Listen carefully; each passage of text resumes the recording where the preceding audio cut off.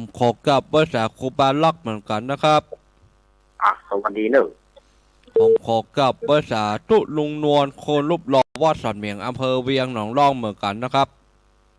สวัสดีหนึ่งผมพาวัดศีลว่าได้หรือตุลุงนวลไปลืมมาจากเกะนะครับผู้สูงวัยตัวเนาะแต่ไปทางใดนี่ไปลืมมาจากเกะนะครับผมเป็นห่วงเนาะมันแต่ตุกมันเต่ามันตุกลูกตุกหลานเนาะนี่โมนได้เลยครับนี่โมนครูบาล็อกได้เลยครับขอเจริญพรคณะสัตยาติโยมศรัทธาสาธุชนทุกท่านวันนี้รายการเสียงธรรมแสงอรุณวันนี้เป็นรายการพิเศษน้อยอาตมาถ่ายทอดเสียงเอาเข้าในศาลาใหญ่วัดสวดมนต์มีพระสวดมนต์ศรัทธาญาติโยมคำเดียวจะมาไหว้พระสวดมนต์ศรัทธาญาติโยมได้ฟังกันรอความพร้อมคำเดียวความพร้อมวันนี้อาตมาเข้ามาถ่ายทอดเนาะอาจจะมีเสียงเสียงจ้าการเข้าเป็นแบ็กกราวด์กันเข้าไป แต่อาตมาก็จะพักช่วงถ้าช่วงภาวนาหนึ่งแล้วก็ช่วงภาวนาหนึ่งแล้วก็ช่วงที่วันตาหลวงวันตาน้อยจบแล้วอาตมาก็คงจะได้พักไปแล้วก็ไปต่อกันช่วงหลังช่วงตั้งแต่ประมาณ6 โมงไปนี่ก็บ่มีการพักแล้วเนอะ6 โมงก็มีการใส่ก็เข้าไปละตอนนี้ถ่ายทอดเสียงออกอากาศตั้งสถานีวิทยุคลื่นพระพุทธการศึกษาและวัฒนธรรม104.50 วัดฝ่ายหินครับเขต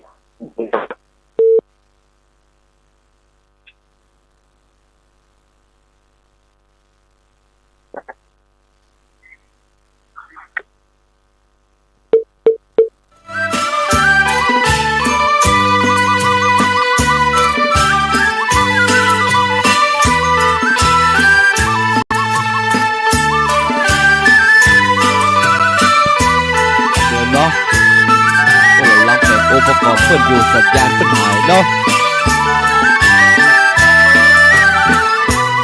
นี่โมนได้เลยครับผมขอสุมาเนอร์ไปสัญญาณมันหลุดไปเนาะ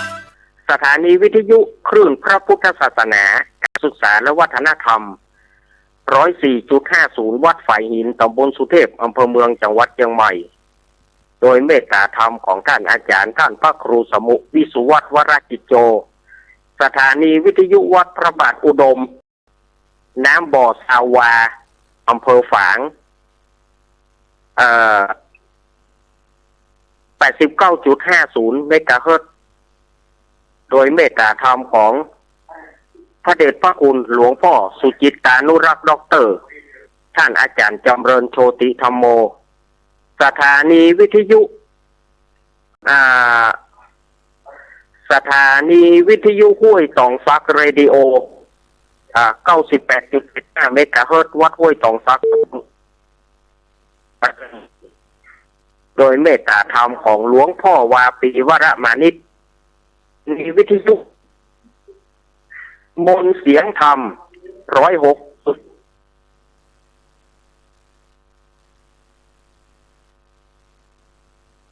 หายแฮมแล้วครับผมเด็กมันหายแล้วครับมันหายเป็นกอมหายไปกอมเนาะเดี๋ยวคลื่นมันหายไปกอมนะครับสัญญาณคลื่นหายไปกอม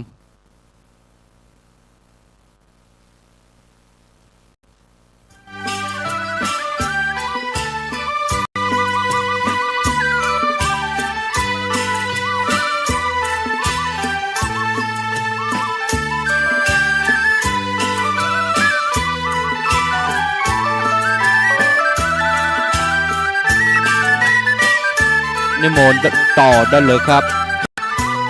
สถานีวิทยุมนต์เสียงธรรม106.25 เมกะเฮิรตซ์วัดบุพารามตำบลจ้างเคิงอำเภอแม่แจ่มจังหวัดเชียงใหม่โดยเมตตาธรรมของ พระเดชพระคุณหลวงพ่อมงคลวิสิทธิ์และท่านปลัดอุทัยทั้งสองท่านสถานีวิทยุชุมชนคนเหนือเขื่อนสถานีวิทยุชุมชนคนเหนือเขื่อนบ้านดงดำตำบลหางดงอำเภอฮอดจังหวัดเชียงใหม่สถานีวิทยุแม่วางเรดิโออำเภอแม่วางสถานีวิทยุแดนดินถิ่นล้านนาบ้านโฮงงัวตำบลน้ำหลวงอำเภอสันปะตองโดยคุณยมรุจิสมบัติเงาคำสถานีวิทยุบ้านแป้นเรดิโอบ้านแป้นอำเภอเมืองจังหวัดลำพูนสถานีวิทยุสีคำเรดิโอจังหวัดน่าน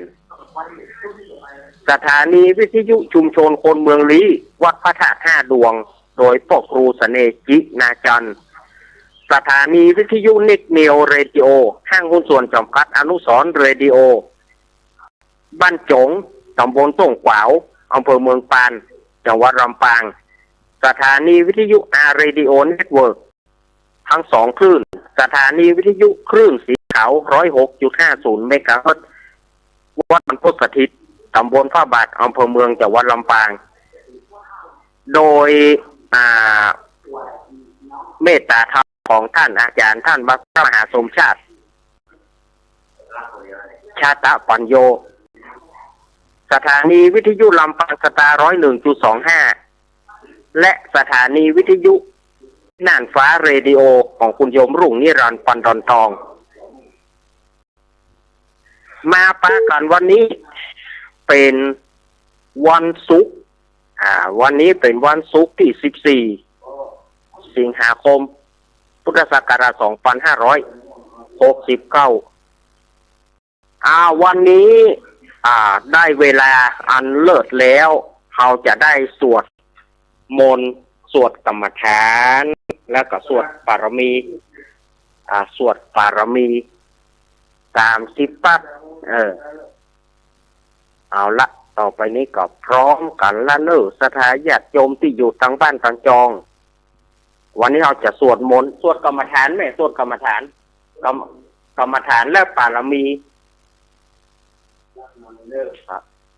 ทุกอย่างนะอยู่ก้อนเขาเพชรกราบหนึ่งกราบสองกราบสาม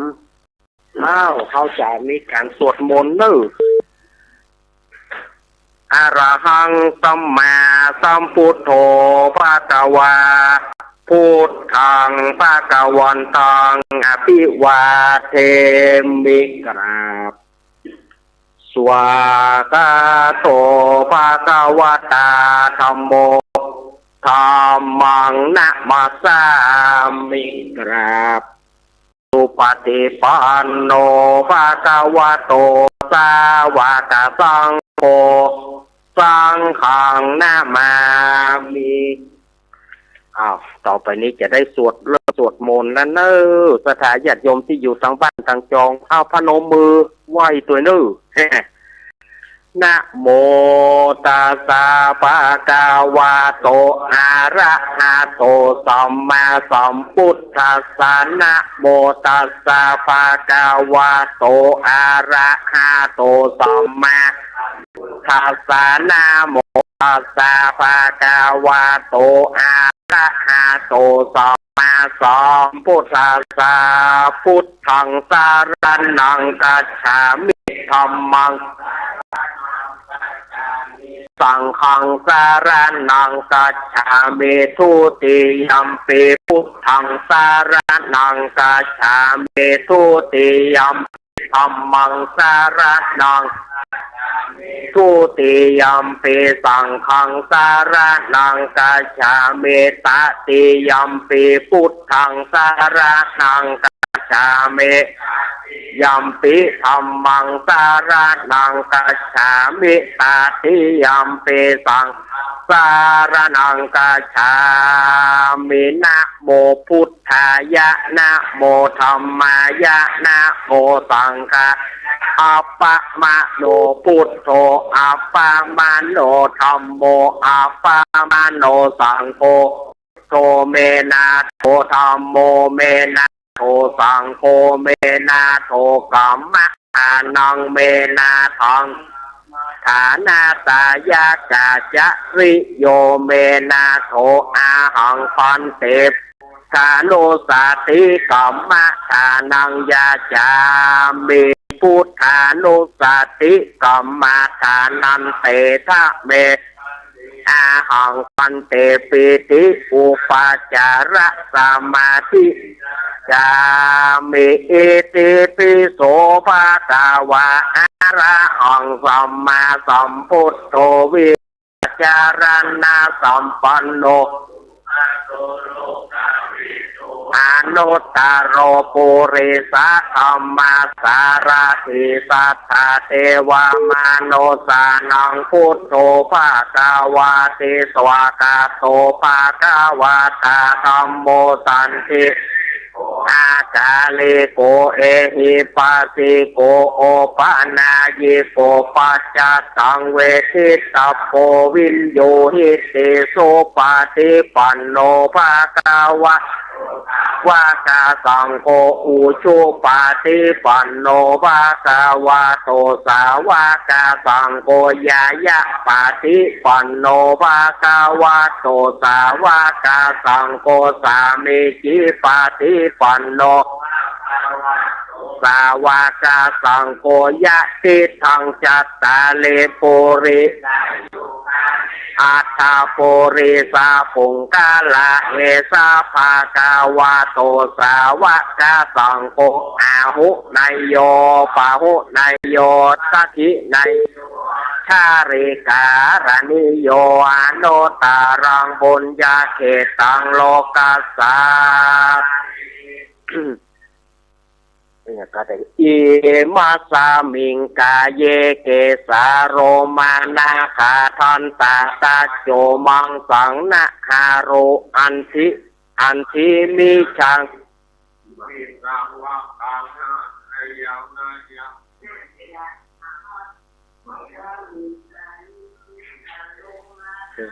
ทันตาตาโจมังสังนะคาโรอันทิมิชังยังยักกานังกิโลมากัง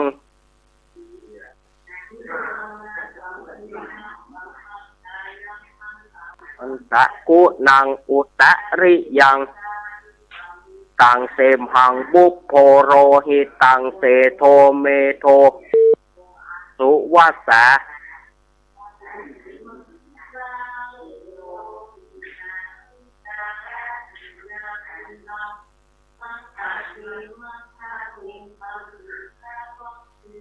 กะรังอะยังอันตะภาโวอานิจังทุกขังอนัตตาอาสุจิอาสุพังอิมังกัมมะปุณณภาโวเตอะจิรังวัตตายังกายโยปัทธาวิงอาทิเสสติสุทโธอาเปตะเนรัถังวาคาริงคารังปัทธาวิธาตุโปธาตุเตโจธาตุวายโยธาตุรูปขันโทเวทนาสัญญาขันโทสังขารักขันโทวิญญาณขันโทจักขันธาอาจาตาภายคาราอานิจจาอานันตาอนิจจาวาตาสังขาราอุปาทาวะยะธรรมิโนอุปาสิตวาเนโรชันติเตสังปาสาโมสุโคนามารูปังพ่อหมอ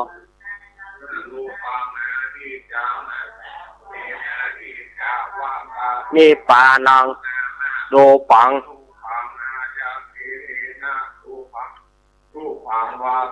นิปานัง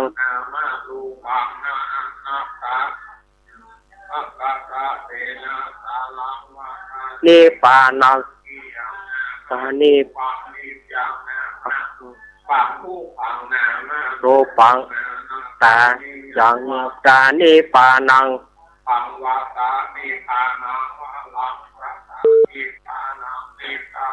ปารมังสุขังโอ้ก็กูเตือนเนี่ยฐานะ ปารามีสัมปันทานะอุปปารามีสัมปันโนสัมมาปะเมตตาไมกรุณามุทิตาอุเบกขาสัมปันติ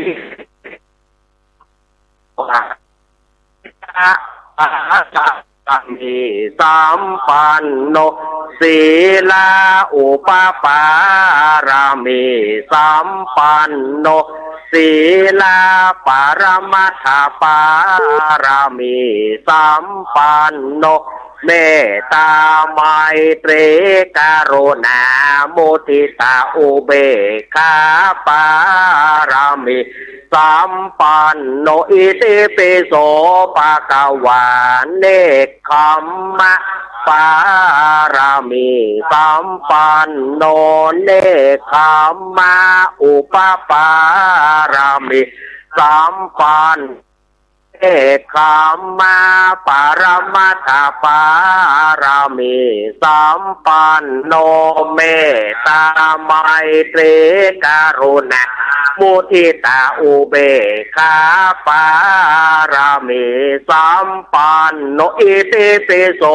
ภะคะวาปัญญาปารามีสัมปันโนปัญญาอุปปา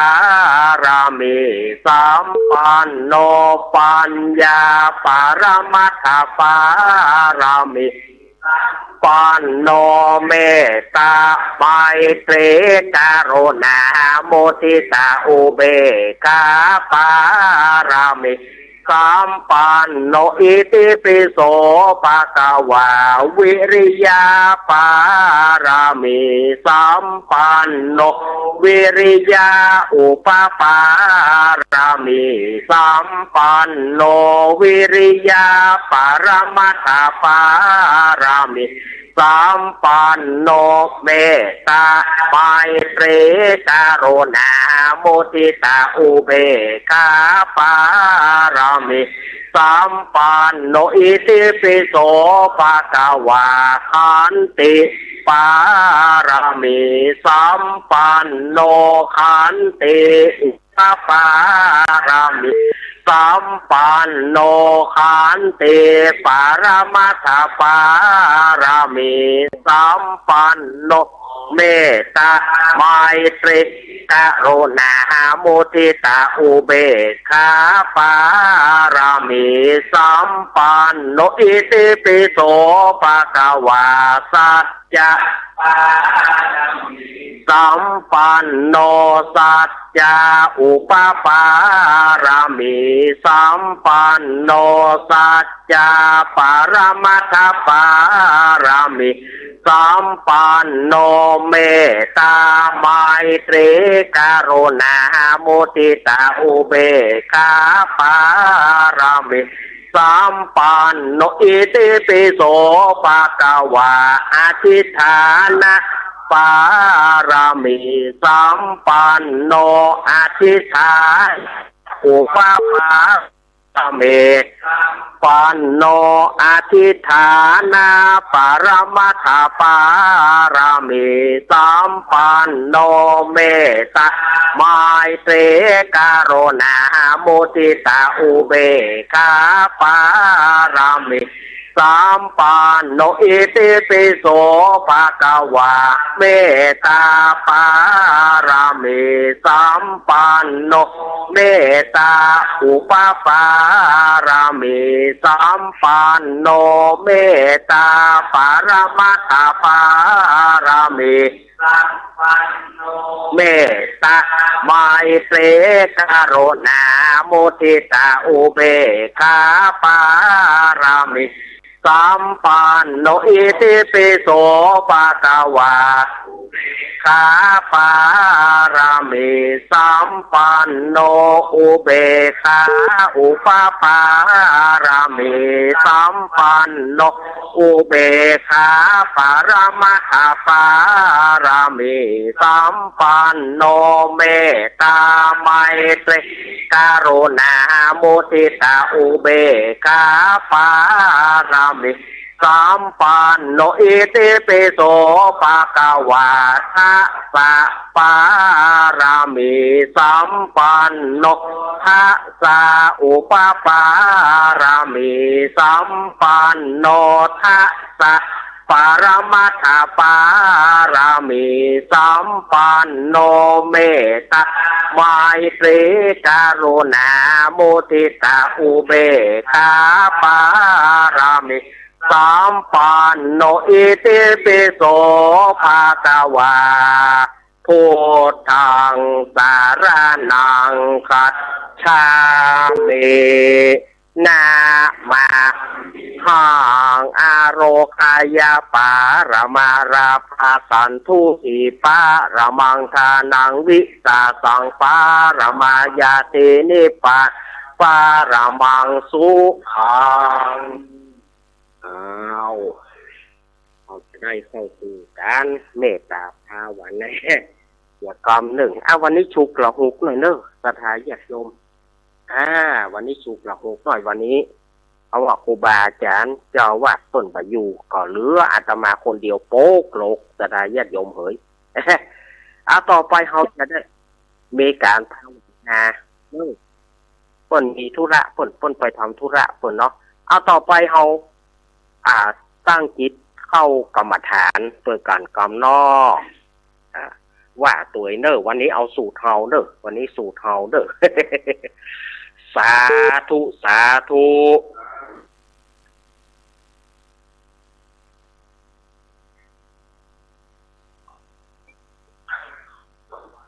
ผู้ข้าทั้งหลาย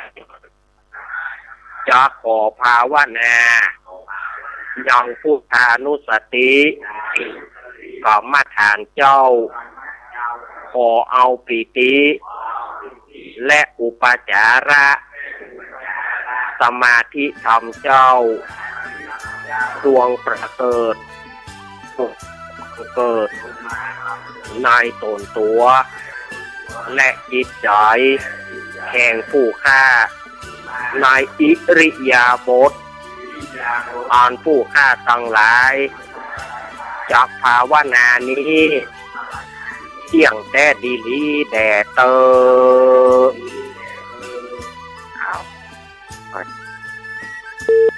เป็นที่สถานีกำเนิดทำไปจะดับไปครับเอาบทเพลงทางสถานีกำเนิดเอาตั้งใจนั่งภาวนา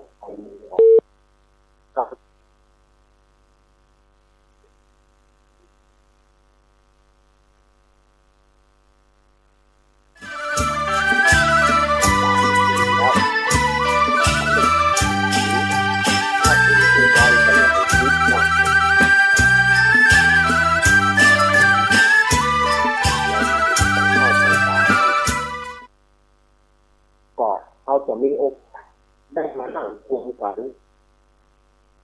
ก็เวลาที่ตอนนั้นก็บ่มีเวลาละนอกนั้นก็ตั้งห้อมไผ่ห้อมมันยิ่งเลี้ยวเดือนนี้เป็นยิ่งเลี้ยวใหญ่หลังเดือนนี้เป็นไปแล้วเนี่ยสิ่งยามแล้งบ่มีไผ่มาเลยพอกจากสิ่งใหญ่การหลวงอันนี้ว่ากันแท้ๆถ้าทายญาติโยมจากการหาไผ่ในวันนี้นึกถึงญาติปัจจัยญาติผีเปรตยักษ์นาคเทวบุตรเทวดาทั้งหลายที่ขาดก็ได้ตัวพ่อบ้านปู่ย่าเจ้าที่เจ้าดินเฮาวันนี้เขาจะได้อุทิศบุญให้กับเพิ่นขอให้เพิ่นได้มารับผลบุญกุศลแล้วก็ขอโดนบันดาลให้หมู่เฮาทั้งหลายมีอายุมั่นยืนยาวแล้วก็ขอให้ได้มานั่งภาวนาได้มานั่งกรรมฐานจุมกันนี้ไปหลายๆปีเนาะหลายๆปีต่อไปเขาจะโปร่งกรรมฐานเนาะจะทายจะเป็นคนโปร่งกรรมฐานด้วยกันเด้ออิตังภาวนากรรมังนิปปานะปัจจโยโหนตุโนนิจังสาธุสาธุพันเตข้าแด่พระเกี้ยวเจ้าห้าจอมพวกบัดนี้ผู้ฆ่าตั้งหลายได้ภาวนายังพุทธานุสติกรรมฐานเจ้ามีประมาณเท่านี้จักขอสู่มายอไว้เหนือหัวผู้ฆ่าด้วยดีก่อนแลเอานั่งท่าเดิมได้ต่อไปป้อจานจะได้สู่มาขันเกี้ยวตังสามแล้วก็กวดน้ำลำดับต่อไปป้อจานจะได้สู่มาขันเกี้ยวตังสามบ่คือได้เป็นบาปเป็นกรรมกับศรัทธาเฮามาวัดมาว่าข้ามที่ต่ำย่ำที่สูงอย่างใดจะมีใน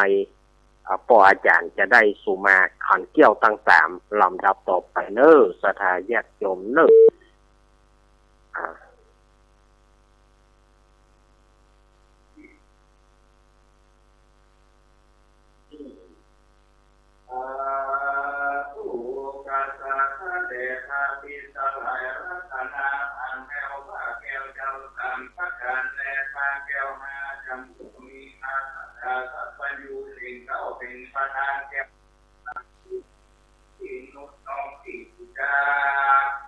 คุณพระภาวาอันว่าคุณพระพุทธเจ้ามีอาภิสุคุณพระธรรมเจ้ามีธรรมเป็นนุกน้อมใส่เก่าคุณพระธรรมเจ้ามีสิทธินุกน้อมที่สุจา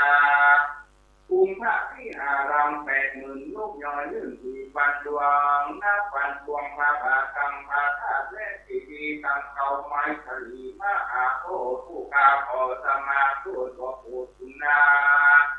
ปัจจิตกะผู้กาทั้งหลายทั้งยิ่งใจมาพักตาลินคือการเมตตาภาวนาฟังธรรมเทศนาไปขอบ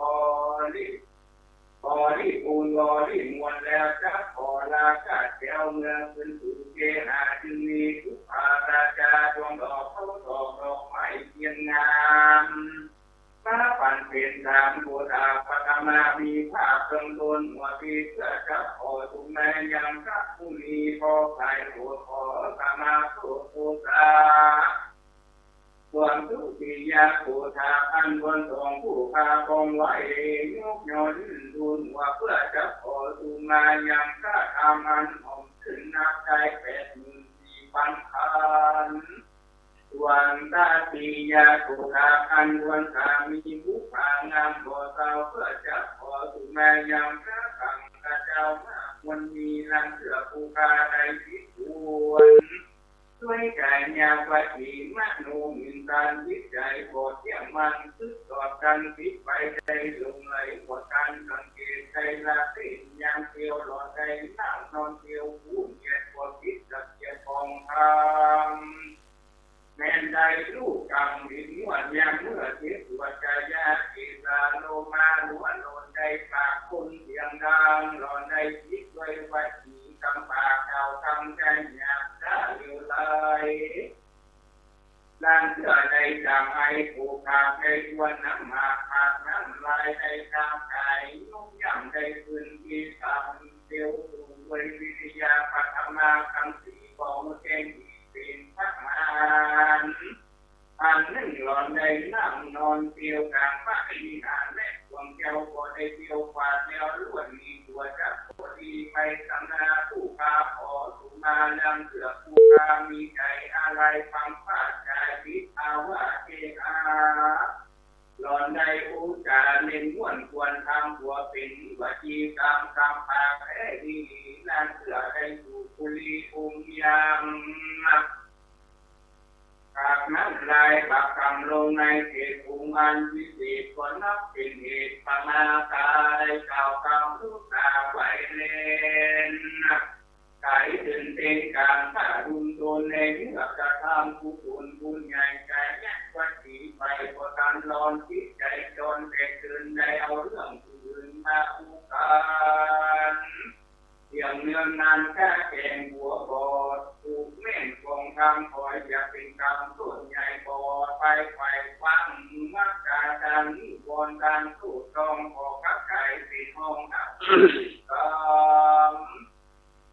ขอถูกมายำพระพุทธพระธรรมพระสังฆเจ้าสัทธาผู้พาทำลายคำยิงใจขอนอกจากผู้มานั้นจึงจะมีเพียงแต่ดี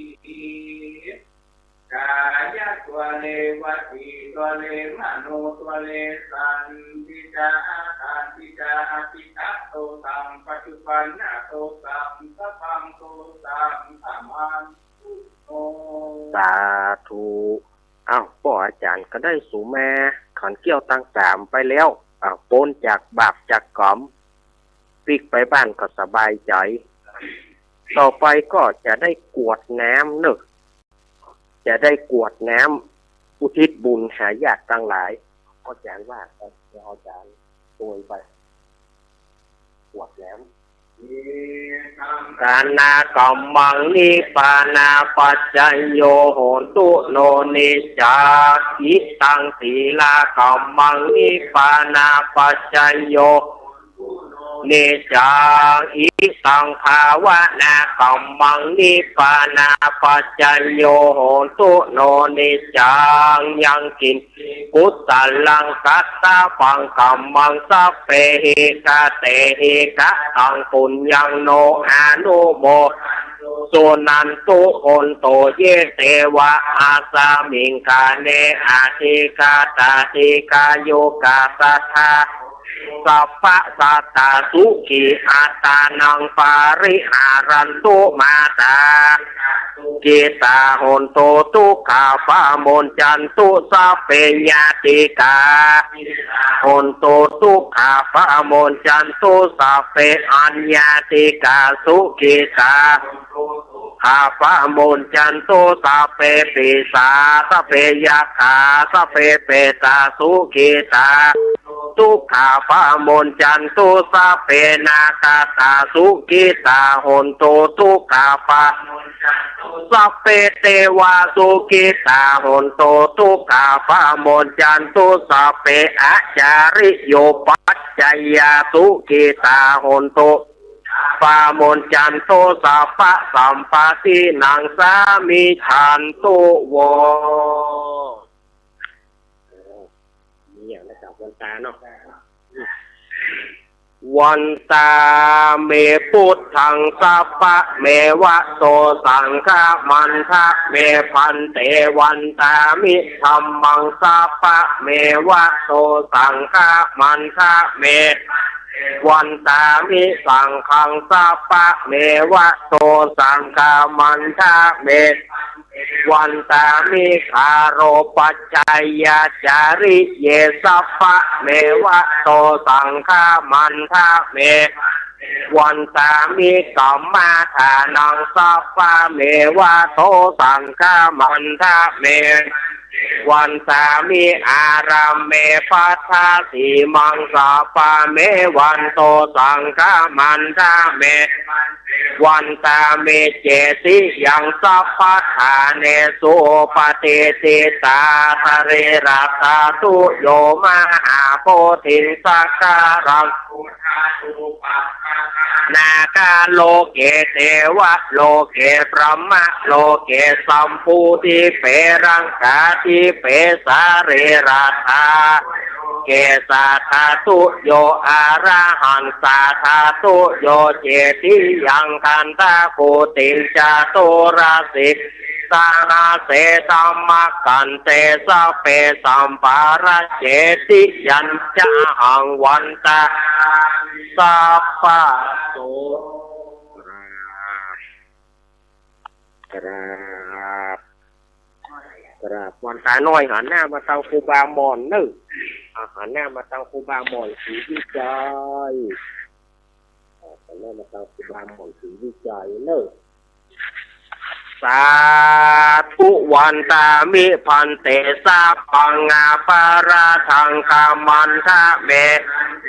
มายากาตังปุญญังสามินาอนุโมทิตาปังสามินากาตังไมหังกาตาปังสาธุสาธุอนุโมทามิเอาปอนเพื่อทางบ้านครอบครัวทางบ้านเพื่อได้ปอนเหมือนกันสัพพิติโยเมวาจันโตสัพพะโรโควินามาเตภาวะสวนตารายโยสุกิติกายโยโกภาวะอาภิวาทานาสิริสัตพุทธาปัจจายโนจัตตารโอธรรมาวัฏันติอายุวันโนภาลังเรียบร้อยแล้วเรียบร้อยแล้วมีอย่างค้างแล้วครับจ้ะ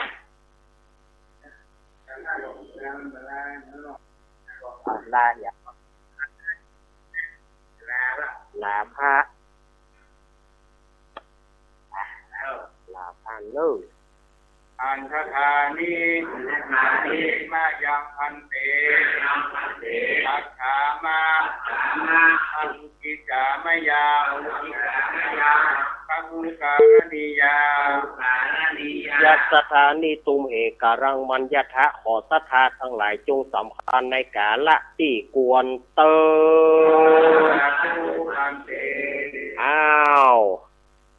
อาตมาจะ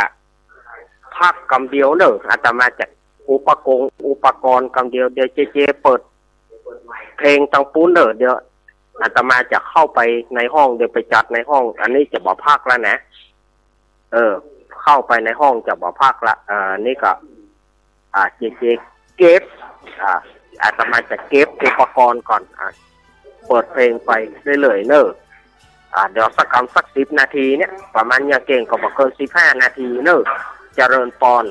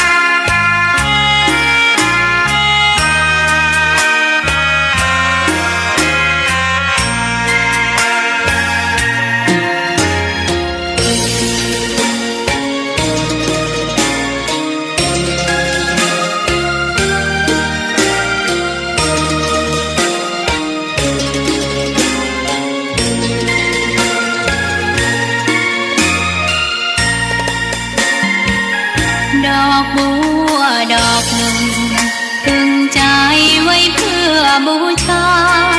แด่องค์พระศาสดาสัมมาสัมพุทธเจ้ามีความงามเงียบไม่เปรียบเทียบเขาเทียบเราใครมองไม่งามช่างเขาแต่เจ้าก็คือดอกบัวด้วยความสัตย์ซื่อยึดถือความดีเป็นหลักใครรักไม่รักก็ไม่จมปลักมองมัวเมื่อโผล่พ้นน้ำก็เห็นความงามในตัวไม่ยึดติดในตมชั่วขอเป็นดอกบัวดอกดีใครไม่มองว่าบัวงามเด่นแต่บัวก็เป็นดอกบัวทุกวันอย่างนี้ไม่อยากเด่นดังแต่มุ่งหวังในทางเด่นดีเกิดมาเพื่อสร้างบารมีถวายชีพนี้บูชาดอกบัวดอกน้อยเฝ้าคอยคนที่ใจบุญมาโอบเอื้อเกื้อกูลรู้ค่าของบุญเก็บบัวขึ้นมาเพื่อสร้างความดีและสร้างบารมีดังว่าใช้ดอกบัวนี้บูชาพระสัมมาสัมพุทธองค์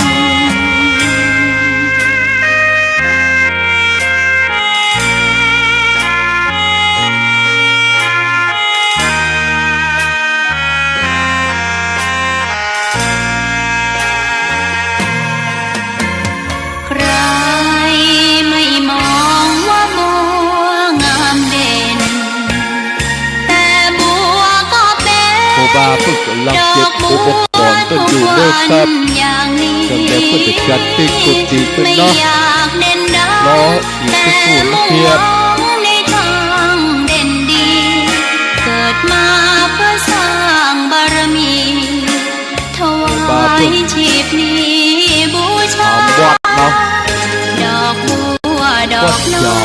ยเฝ้าคอยคนที่ใจบุญมาโอบเอื้อเกื้อกู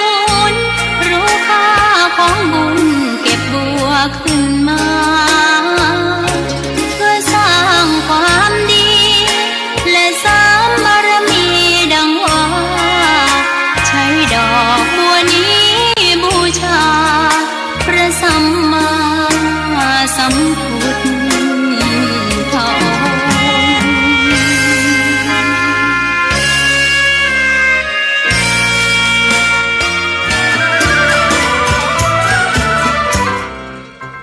องค์ น้องๆหน้าหนาวนี้ไปแอวเหนือเฮาพักที่นี่บ่รีสอร์ทนี้ดีขนาดมีเครื่องทำน้ำอุ่นระบบแก๊สเอาไว้ให้พร้อม แต่ก็ต้องระวังเนอะเครื่องทำน้ำอุ่นระบบแก๊สมีคนตายมาหลายรายแล้ว จะอั้นเลยกะ อายก็นึกภาพเอากะ เปิดเครื่องทำน้ำอุ่นระบบแก๊สในห้องน้ำถ้าบ่มีพัดลมดูดอากาศ การหมุนเวียนของออกซิเจนมันจะดีได้จะใด ในเมื่อการเผาไหม้บ่สมบูรณ์ก็เกิดการสะสมแก๊สคาร์บอนมอนอกไซด์สูดดมเข้าไปมันจะไปจับกับเม็ดเลือดแดง และทำให้เม็ดเลือดแดงจับกับออกซิเจนได้น้อยลง เมื่อออกซิเจนเข้าบ่ถึงปอดก็จะย่าให้คลื่นไส้เมาหัว หายใจยาก จนถึงขั้นเป็นลมแล้วก็ตายได้ โดยเฉพาะคนที่มีโรคประจำตัว เช่นโรคหัวใจ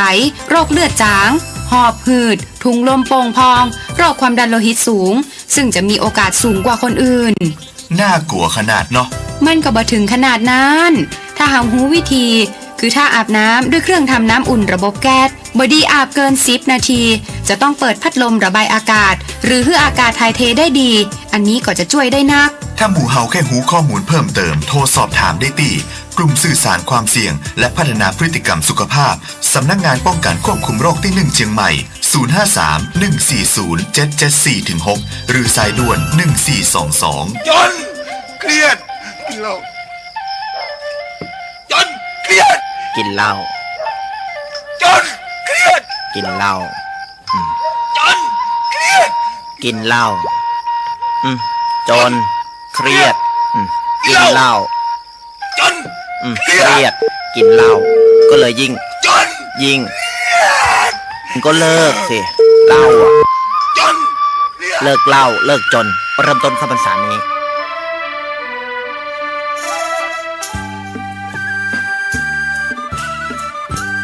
รอสัญญาณจากครูบาลักอีกสักครู่ตะเกียบรอสัญญาณจากเปิ้นอีกสักครู่เดียวตะเกียบ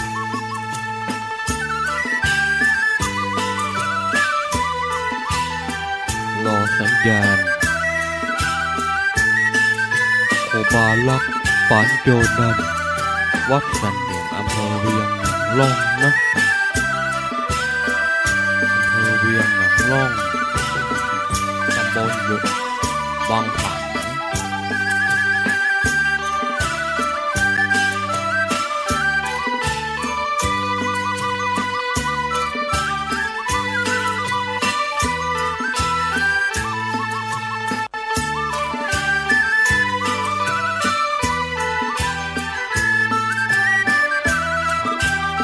ตำบลเวียงผางเม่นวักครูบาครับ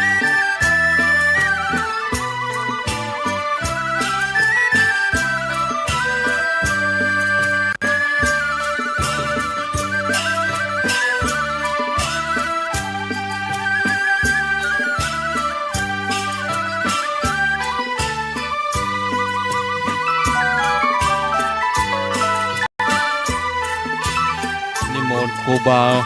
จัดรายการต้นได้เลยครับ สถานญาติโยมสาธุชนคนดีเฮาทุกท่านก็มากันช่วงที่สองอาตมาจะบอกมีการพากแล้วเด้อเพราะว่าพากหลายรอบละ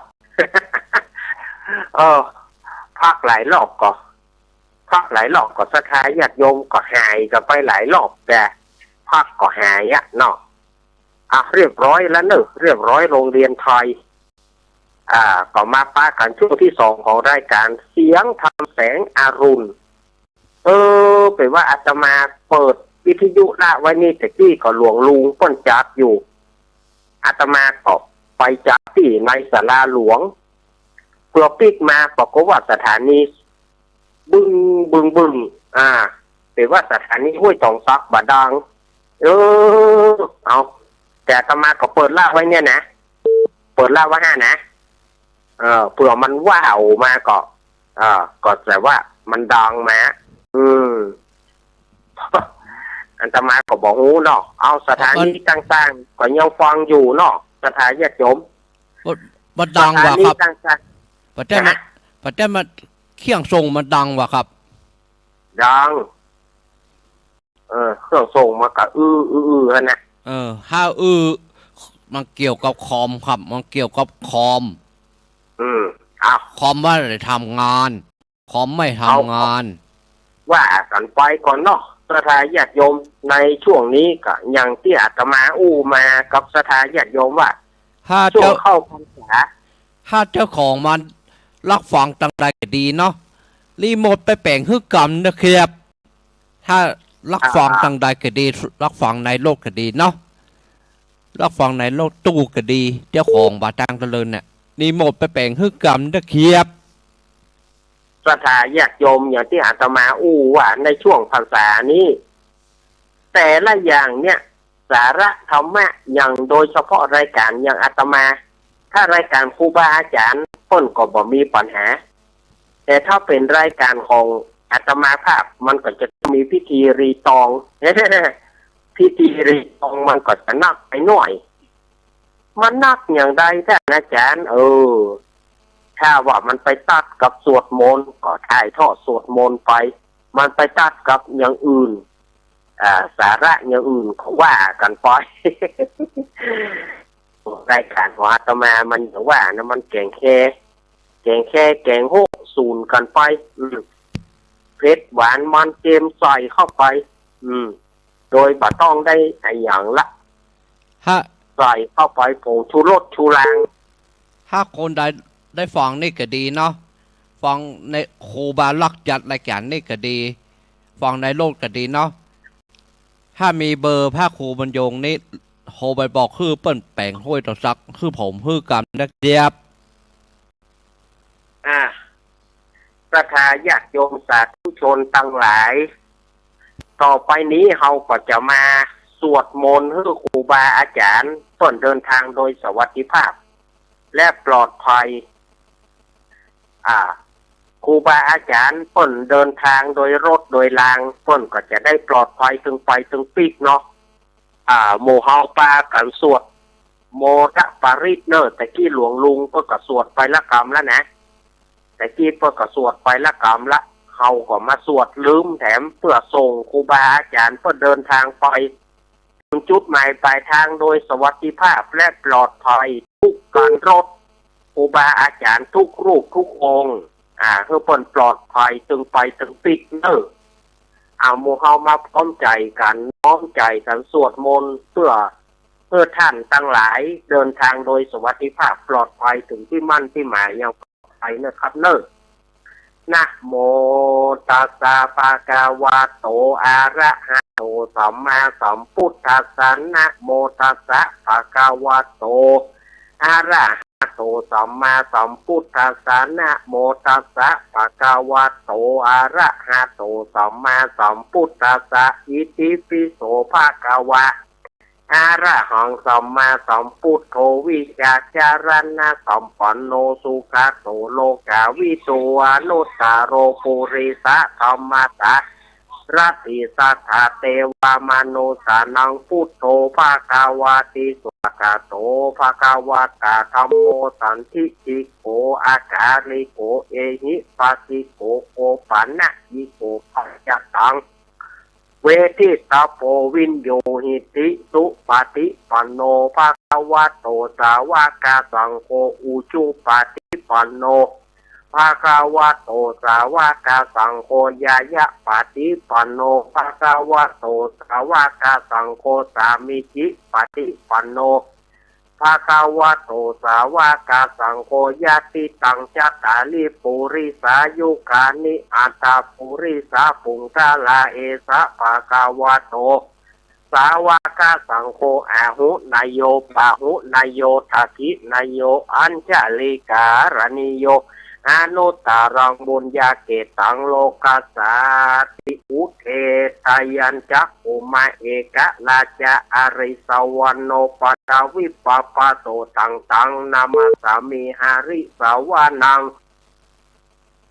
ปัตตวิปปะสังตะยาชาโกตาวิหาเรมุติวะสังเยประมาณเวทากุสัพพะธัมเมเตเมนะโมเตจามังปะระยันตุนามัตถุพุทธานังนามัตถุโพธิญาณโมวิมุตตานังนาโมวิมุตติยาอิมังโสปาริตังคาตัวโมจารติเอสนะอาเปตายัญจักขุมาเอกราชาอริสวรรณโนปัตตวิปปะโตตังตังนามาสามิหาริสวรรณังปัตตวิปปะสังตะยาชากุตาวิหาเรมุระติเยปรามานาเวทากุสัพพะธัมเมเตเมนะโมเตจามังปะระยันตุนามัตถุพุทธานังนามัตถุโพธิญาณโมวิมุตตานังนะโมวิมุตติยาอิมังโสปาริตังกะตัวโมโรวะสัมมาคาปยิติโมระปาริตังอโรกายาปารมาราภะสันทุติปะระมังทานังวิสาตังปะระมายาตินิปานังปะระมังสุขังกราบกราบกราบเอาละสถาญาติโยมก็ส่งครูบาอาจารย์ถึงที่หมายอย่างปลอดภัยถึงไปถึงปิดด้วยการสวดคาถาโมระปรินกยูงทองออกหากินถึงนกยูงทองปิดบ้านอย่างปลอดภัย สถาญาติโยมตั้งหลายเขาผ่านวันแม่แห่งชาติมาแล้วเนาะวันแม่เขาก็ผ่านมาละได้2 วันละแหกสถาญาติโยมว่าโอ้ กำเดียวนะเราผ่านวันแม่แห่งชาติมา2 วันแล้วไปได้ไปกราบเท้าแม่พ้องยกมือขึ้น ไปได้ไปกราบแม่พ้องยกมือขึ้น